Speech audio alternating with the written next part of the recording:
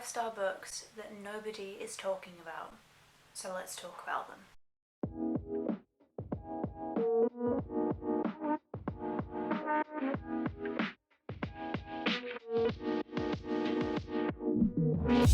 Hi, I'm Atlas and welcome to my channel where we talk about all things books. I've watched so many videos on YouTube and I'm pretty sure you've done the same. I've watched so many videos of people giving me their 5-star recommendations because, let's be honest, we want to read 5-star books. And if you haven't read a 5-star book so far this year and you are getting to that point where you're desperate, I'm here to help you because I guarantee that within this pile you will find a 5-star book. One thing I've noticed in watching these 5-star recommendations book is that you see the same authors, the same titles again and again and again and again, and quite often BookTok is the reason for that. And I'm not here to complain about BookTok. I love it because through BookTok we've been educated on new tropes, different tropes in writing that we didn't know we liked. And through all of these videos that you can find on TikTok, you can often find a 5-star read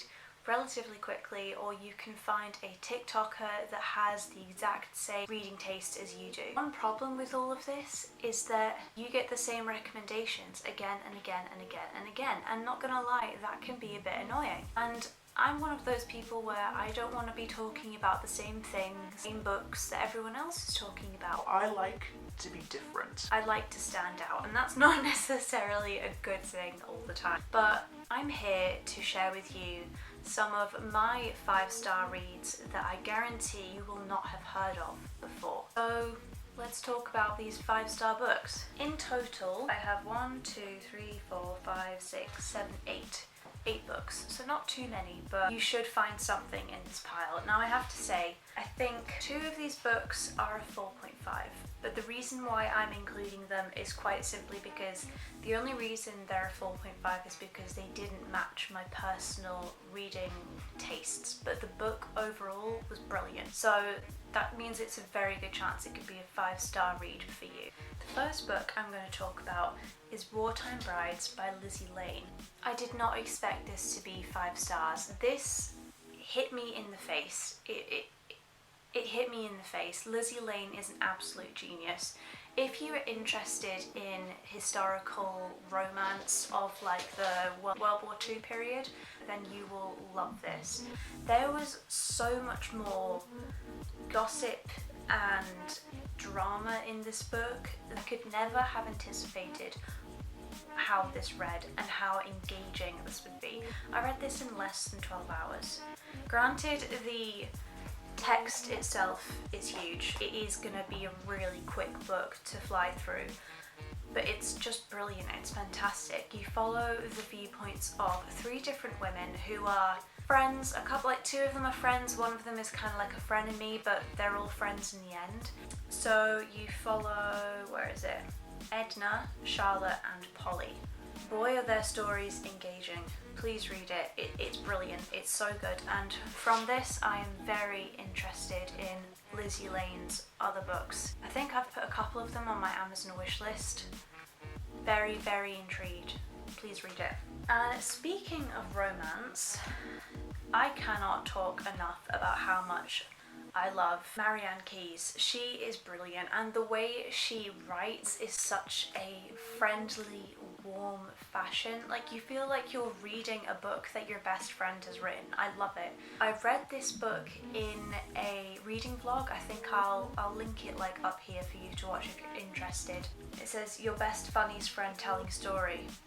That's the perfect description of it, and it's just fantastic. It's relatable, and I think it's a brilliant book for women in their late 20s, 30s, because I think a lot of women will be going through the same problems that the main character is going through. Yeah, Claire. Claire is the main character, and I love her. She's great. She's so relatable. Really loved it. The only thing was that I didn't rate this a 5-star. Quite simply because the ending was good, don't get me wrong, it was a very good ending, and The reason why it has such a high rating for me, it was so easy to read this book. I just kept tearing through the pages and it was wonderful. I kept wanting to go back to this book, and I want to read more of Marianne Key's books. It more or less is a 5-star, but I'm being picky because, well, we all are, really, let's be realistic. The only reason I didn't give it a 5-star was because I think it has a few swear words in it, and the ending was good, but I thought that the shocking twist at the end, I didn't actually find that shocking. I was just kind of like, oh, okay. It was still good. Like, I still think loads of people should read this. There is one intimacy scene which was skipped, obviously, because I'm not interested in that. But other than that, it's a very, very good book. Read it. Now, this book is absolutely a 5-star, and I don't see anyone talking about it, quite simply because I think it's a classic and people are intimidated by it, but is absolutely worth the read. Lonesome Dove by Larry McMurtry. This might have been like his debut novel or like the ones before that, because I didn't know that this was part of a series, because you can read this by yourself, which is what I did. He has such a mesmerizing writing style. It pulls you right into this world that he has created. It says on the front cover, if you read only one Western novel in your life, read this one, and that could not be more true. I don't gravitate toward cowboy books in the slightest. I don't gravitate toward like action cowboy books or romance ones. It's just not something I'm interested in, but this grabbed my interest. I have loved it. I have loved every page of it, and more people should talk about this because it's a masterpiece. I have a couple other books that I don't have physical forms of, but I have read them. The first one on the top of my list is A Picture of Dorian Gray by Oscar Wilde. Again, this is a classic that loads of people are intimidated by, but it is brilliant. It is absolutely brilliant, and also it's short. So if you want to get started reading classics this year and you are scared, Picture of Dorian Gray it's a brilliant classic to get started on. It's just an amazing concept of a story. It's not exactly fantasy, but it's not exactly fiction. Well, it's fiction obviously because it's not real, but it has like a kind of magical aspect to it that is never truly explained, and that is what I have found so captivating with this story. I've told my mum to read it. I'm going to tell everyone to read it, because I started listening to this book through the audiobook. I couldn't stop. I couldn't stop, and when I finished the audiobook, I didn't stop thinking about it every day for a week. Like it has impacted me in a way that I never thought possible. I didn't think a book could truly do that to me. But once I got to the end of the book, I was just like, yeah, I'm lost just thinking about it. It's fantastic. 5 stars. Read it. Don't be scared of the fact that it's a classic, because it's an amazing story and I found it truly mesmerizing. Another physical book that is written by a it's written by a best-selling author, but no one talks about this book of his. They talk about other books such as Beartown and A Man Called Ove, but they don't talk about My Grandmother Sends Her Regards and Apologizes. This book is what got me back into reading again. When everyone goes through high school, because you have so much homework and so much studying to do, you do kind of lose track of your own personal reading. And that's a shame really that school does that to you. I think really schools should be encouraging students to read what they personally want to read rather than just what is highlighted in the curriculum. That's a whole other kettle of fish. This book isn't talked about enough because I read this in a week. It got me back into reading again, and the story is hilarious and heartbreaking, and I didn't know that a book could combine those two and do it as well as this. I actually want to reread this in a coming video because I want to go through all of those emotions I did when I read this the first time round, because it was just lovely. Absolutely lovely, and you become really drawn to the characters. The main character is called Elsa, and I'll read you the blurb very quickly. It says, to most people, 7-year-old Elsa's granny is eccentric, if not crazy. To Elsa, she's a superhero, one with a superpower like no other, storytelling. When Granny leaves Elsa a mysterious series of letters apologising to those she has wronged, her stories come to life in ways Elsa could never have imagined, sending her on a breathtaking adventure of her own. It's an incredible book, and it truly is a masterpiece, and I actually want my mum to read this soon because it's just wonderful.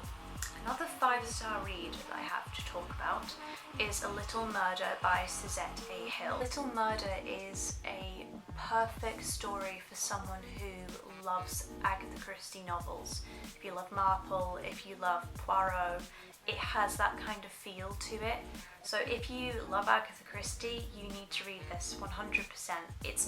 The book isn't too long, it's also part of a series. Personally can't wait to read the second and third book, considering the first one is a 5-star read for me. I did not guess the killer, which, not trying to blow my own trumpet or anything, but usually I do. And that can be a little bit underwhelming, but it doesn't necessarily mean that it's a bad book if you guess the killer. But I didn't guess the killer, and maybe I should have seen it coming, or maybe the book was just that good. So yeah, please read A Little Murder by Suzette A. Hill. It was a great read. I absolutely loved it. Now, this next book isn't a 5-star for me personally, because it's got a couple things that happen in this story that I didn't think was necessary for Theo's character development. This is The Goldfinch by Donna Tartt. But as a work of literary fiction, it is a masterpiece. I can't deny it. It is fantastic, and there were times when this book was so easy to read and times when it was really hard to read, quite simply because it pulls you through all of the emotions that Theo is going through. So when Theo is going through a hard time, you're also going through a hard time. That's what I found when I read the book, and honestly that is a mark of good writing in my opinion. But it did what I imagine Donna Tartt wanted it to do for the reader in my experience. So this is a very good book. If you want to read a literary fiction, or if you're interested in literary fiction, then check it out. It is a very, very long book though. It's like 800 pages. It's 800 pages. I'm still glad that I read it. It taught me a lot, and it taught me a lot about writing, and it taught me a lot about New York, about art. Very, very good. And I think this could potentially be a 5-star read for you. Next book, people do talk about this book, but I don't think they talk about it enough. Maybe that's just because I'm a crazy fan, but I think people are scared again because it's a classic. It's also great because it's a collection of stories, so if you want to just get started with classic books, then this is a good one because you can read one short story after another. It's the complete series of Sherlock Holmes. Yes, I read this, but it took me years to get through it. It took me like 3 years, I think, to finish it. It's like 1,400 pages, but it is illustrated. It's illustrated, and this particular copy that I have is stunning. I'm sad that the sprayed edges have gotten damaged, but back then I didn't really care. Now I would care. I'd be like, no, you're not damaging this book. I think I will probably end up getting another copy of this so that I can read it and annotate it. Not this exact one in particular, but like a paperback, because I prefer paperbacks. Arthur Conan Doyle is a brilliant writer. He does an excellent job of making you truly feel frustrated and close to Sherlock Holmes, because Sherlock wants to keep everyone at arm's length, but when he needs them, he then uses them. And that is quite a complicated character. But for you to truly get that complicated impression so clearly through writing, that's great. Like, that is a true talent, which is why this has probably been such a huge bestseller.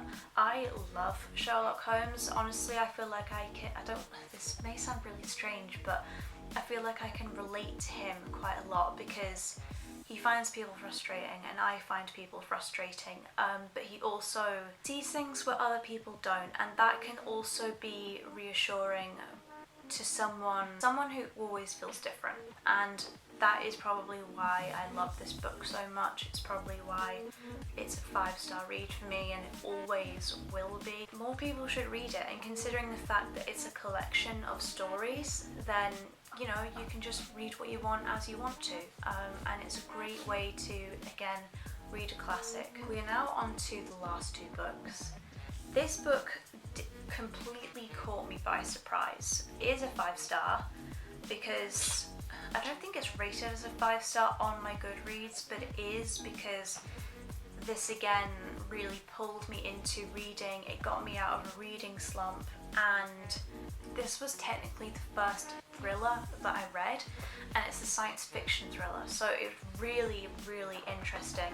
It is The Swarm by Frank Schwartzing. I think that's how you say it, Schwartzing. It's brilliant, it's so good, and I think if you haven't read science fiction before, this will probably be a really good one for you to get started with. You've probably noticed that with a lot of these books, they are all quite large. I like a long story. I like a long story, what can I say? This book is 700 pages long.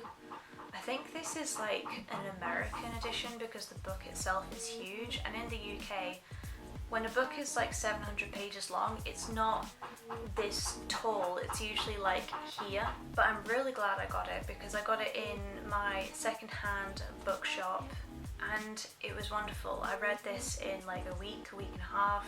I couldn't put it down. It was just fantastic. I don't want to talk too much about it because I don't want to give too much away. But yes, it is worth a read if you want a 5-star thriller science fiction book. And last but certainly not least, I honestly can't believe more people don't talk about this series. This series has combined so well what we know in our world and what we know about space and science. It's fantastic, and it is Leviathan Wakes by James S.A. Corey.